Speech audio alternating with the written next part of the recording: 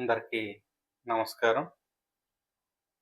మరి ఈ రోజున నేపాల్ పరిస్థితి చూస్తే, నేపాల్ వరదల్లో మరి ఆగస్టు 26న నేపాల్, టిబెట్ సరిహద్దు ప్రాంతంలో భారీ ఫ్లాష్ ఫ్లడ్ సంభవించింది.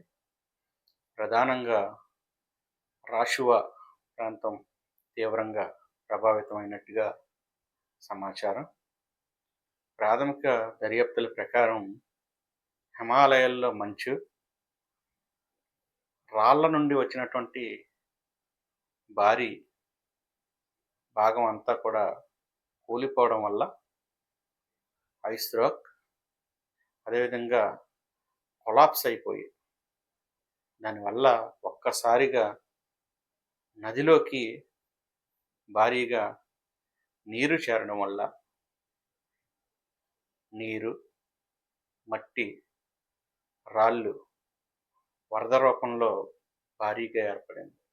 చాలా వరకు మొదట దీనిని భూకంపం వల్ల వచ్చిందని అనుకున్నప్పటికీ, తర్వాత దీన్ని క్షుణ్ణంగా మరి పరిశీలించినప్పుడు ఏదైతే హిమాలయాల నుండి వచ్చినటువంటి రాళ్ల కూలింపు వల్లనే ఇది సంభవించిందని దర్యాప్తులో తేలింది.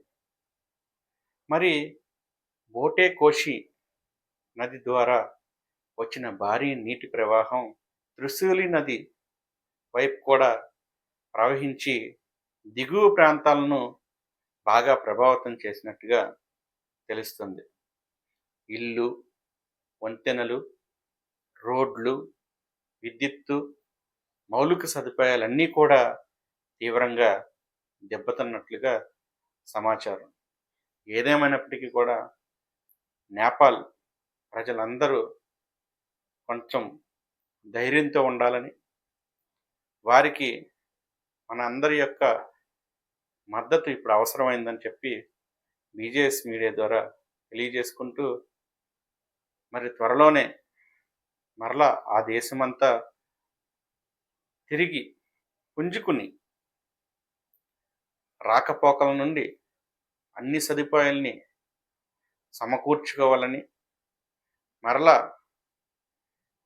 జీవన వ్యవస్థ మెరుగుపడాలని, చనిపోయినటువంటి వారికి సానుభూతి తెలియజేసుకుంటూ, మరి ఇంకా వరదల్లో చిక్కున్న వాళ్ళని సహాయక చర్యల ద్వారా బయటకు తీసుకురావాలని బహుజన సేన మీడియా కూడా భావిస్తూ సెలవు తీసుకుంటున్నాం.